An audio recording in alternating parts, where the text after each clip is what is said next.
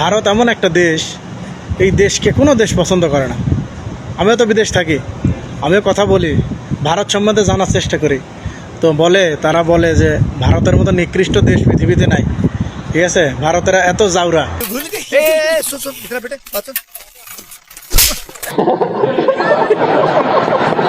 মানে ওরা ইহুদির বড় বাপ। ইহুদিরা তো ভালো আছে, ভারতের হিন্দুরা আরও জাউরা, এই কথা বলে। ঠিক আছে, আমি কই কে, ভারত তো ভালোই, ভারতের লোকজন এত ভালো, মানুষ সেবা করে। কয় এরা সব থেকে বড় জাউরা, জাউরার ঘরে জাউরা সব কিছু। ভারতের সরকার পর্যন্ত জাউরা নাকি।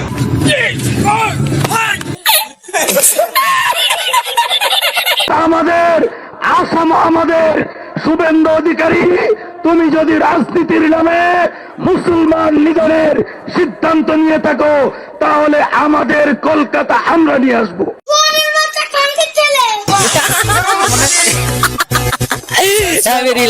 বালের দেশ বাংলাদেশ পার্ট 2।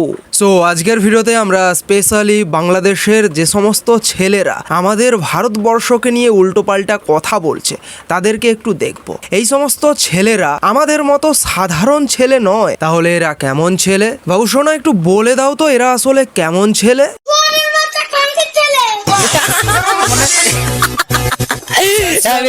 হ্যাঁ, তাহলে বুঝে গেছো এরা কেমন ছেলে। তো চলো দেখা যাক। আমাদের আসাম, আমাদের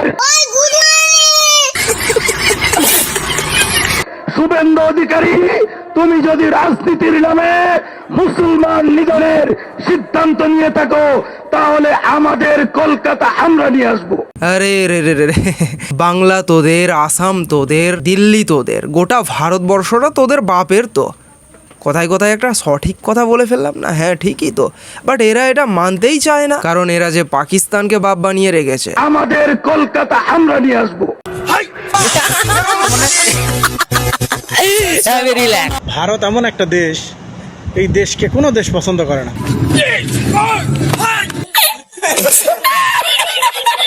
ভারতের মতো নিকৃষ্ট দেশ পৃথিবীতে নাই। গ্যাসের ওষুধ খেতে ভুলে গেছে। ভারতের এত জাউরা।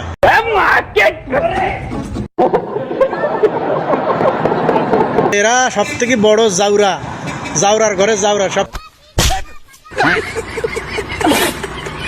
মানে ওরা ইহুদির বড় বাপ।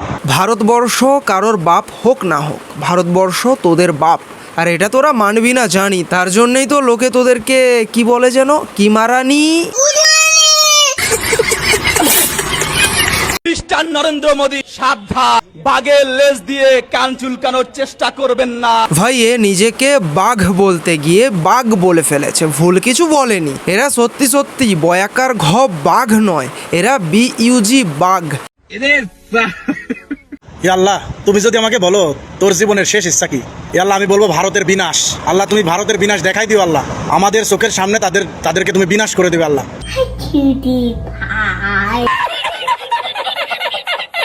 ভাই এ ভারতের বিনাশ চাইছে, আর এটাই নাকি এর শেষ ইচ্ছে। আচ্ছা, মানুষ শেষ ইচ্ছের কথা কখন বলে? যখন সে মারা যায়। তা বলছি, তোর শেষ ইচ্ছের কথা তো বলে দিয়েছিস, তাহলে এখনো বেঁচে রয়েছিস কেন? মর যা।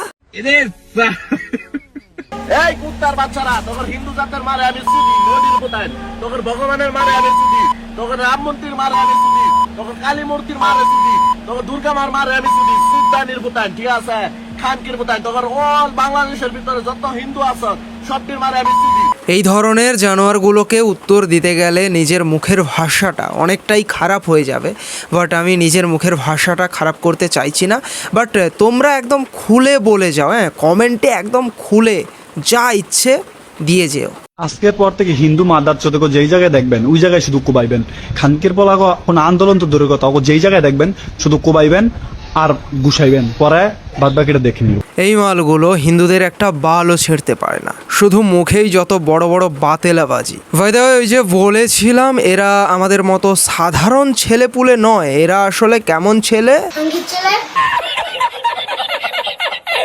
কক্রোচ জনতা পার্টিকে বলবো, আপনারা এক দফা এক দাবি, মুদি তুই কখন যাবি, এই স্লোগানের সামনে নিয়ে আপনারা আন্দোলনে থাকেন। আমরা বাংলাদেশের মুক্তিকামী জনগণ, হিন্দু, বৌদ্ধ, খ্রিস্টান সম্মিলিতভাবে মুদিকে লাল কার্ড প্রদর্শন করছি। সাথে আমার বাল ছেঁড়া গেল। ওই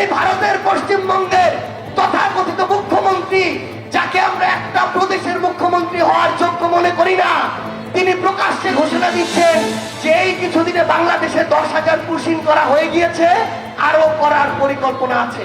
আবে বোকা চন্দ্র, খুব গায়ে লাগছে বল। আবে তোদের ওখানকার মানুষেরা ইল্লিগ্যাল ভাবে, বেআইনি ভাবে আমার দেশে ঢুকে পড়েছে, আমার রাজ্যে থেকে আমার রাজ্যের মানুষের অধিকার ছিন্ন করছে, আমার রাজ্যের মানুষের ট্যাক্সের টাকায় তারা রেশন পাচ্ছে, বাড়ি পাচ্ছে, আর এগুলো কে সহ্য করবে ভাই? তার জন্যই তো পোদে লাথি মেরে বের করে দেওয়া হয়েছে। খুব গায়ে লাগছে বল শালা। আমরা বর্তমান সরকারকে বলতে চাই, একটা দেশের মুখ্যমন্ত্রীর এই বক্তব্য আমার দেশের সার্বভৌমত্বের জন্য হুমকি। আমাদের সীমান্তে আমাদের ভাইদের হত্যা করা হচ্ছে, বাংলাদেশের বিভিন্ন সীমান্তে পুশিং করা হচ্ছে।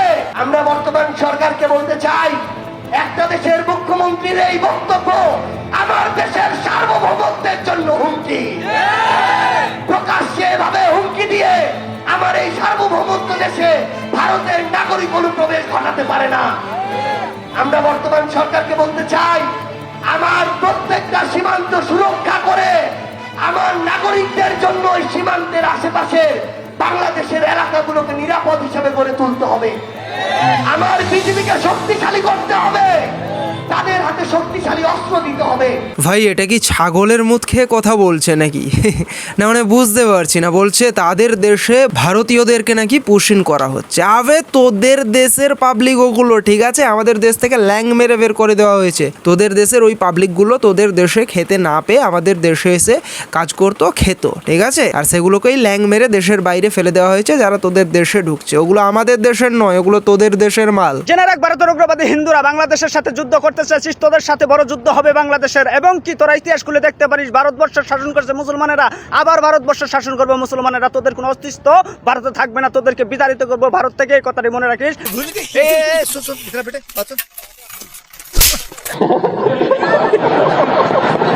এই এক সপ্তাহে মসজিদের মাইক এই ভারতে পশ্চিমবাংলায় খুলে খুলে নিয়ে যাচ্ছে এই শুভেন্দু অধিকারীর দল। এই লোকগুলা হাজার হাজার মসজিদের মাইক খুলে খুলে নিয়ে চলে যাচ্ছে। কই শব্দ দূষণ হয়, মসজিদের মাইকে শব্দ দূষণ হয়। রাজনীতিবিদরা ওখানে যে 500 মাইক লাগায়া প্রতিবাদ করে, ওখানে শব্দ দূষণ হয় না। ঢোল তবলা নিয়ে যখন মিছিল করে শব্দ দূষণ হয় না, শব্দ দূষণ খালি মসজিদের আজানে। জোরে জোরে নাইচা গায়া একেবারে আকাশ বাতাস প্রকম্পিত করো, তখন শব্দ দূষণ হয় না। শব্দ দূষণ শুধুমাত্র মসজিদের মাইকে। ঠিক আছে, যদি শব্দ দূষণ হয় তোমার দেশে গান নিষিদ্ধ করে দাও। আমি রাষ্ট্রের কাছে আবেদন করব, মাননীয় প্রধানমন্ত্রী তারেক রহমানের কাছে, আপনি রাষ্ট্রীয়ভাবে প্রতিবাদ করেন। ওই দেশের মুসলমানদের মসজিদ ভাঙা হচ্ছে, ঘর বাড়ি ভাঙা হচ্ছে, ওই দেশে মুসলমানদের উপর আঘাত করলে আমাদের কলিজার মধ্যেও রক্তক্ষরণ হয়। কথা বলেন ঠিক কিনা? কারণ কি আমার নবী বলেছেন, আল মুসলিমু কাজাসাদিন ওয়াহিদ, সারা পৃথিবীর মুসলমানরা হচ্ছে একটা দেহের মতো। কথা বলেন না কেন? ওখানকার মুসলমান আক্রান্ত হলে আমার হৃদয়ে রক্তক্ষরণ হয়। আমরা দেশ বুঝি না, আমরা সমাজ বুঝি না, আমরা জাতি গোষ্ঠী বুঝি না। যেখানে এই কালেমা এবং তাওহীদের ঘোষণা দেওয়া হয়, লা ইলাহা ইল্লাল্লাহ, ওই মানুষটাই আমাদের কলিজার অংশ হয়ে যায়। কথা বলেন ঠিক কিনা? সুতরাং যারা এই কাজগুলো করছে, মূলত একটা সূক্ষ্মভাবে মুসলমানদেরকে নস্যাৎ করার, এই পৃথিবী থেকে বাতিল করার, কালেমার আলোকে নিভিয়ে দেওয়ার ষড়যন্ত্র চলছে। কথা বলেন ঠিক কিনা? ভারতবর্ষে মুসলমান কিন্তু আজকে থেকে নাই, হাজার বছরের একটা পুরনো ইতিহাস। সেখানে মুসলমানরা নামাজ পড়বে, তারা তাদের ধর্ম পালন করবে। এদেশে আমরা কোনো মন্দিরে কি বাধা দিতে যাই? বরঞ্চ আমরা হিন্দুদেরকে ভালোবাসি, খ্রিস্টানদেরকে ভালোবাসি। আমরা চাই তারা তাদের অধিকার নিয়ে বেঁচে থাকুক, কিন্তু আমরা এটাও চাই আমার পাশের দেশে কোনো মুসলমানের উপরে তাদের ধর্মীয় স্বাধীনতার উপরে আঘাত না আসুক। কথা বলেন ঠিক কিনা?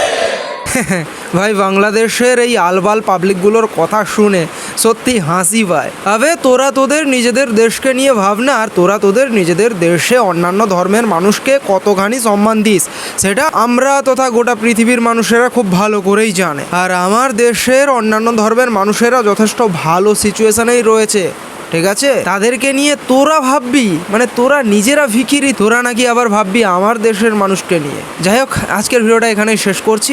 ভিডিওটা কেমন লাগলো অবশ্যই কমেন্টের মধ্য দিয়ে জানাও। ভিডিওটাকে একটা লাইক করো, কমেন্টস করো, শেয়ার করো অবশ্যই। তো দেখা হচ্ছে নেক্সট ভিডিওতে। জয় হিন্দ।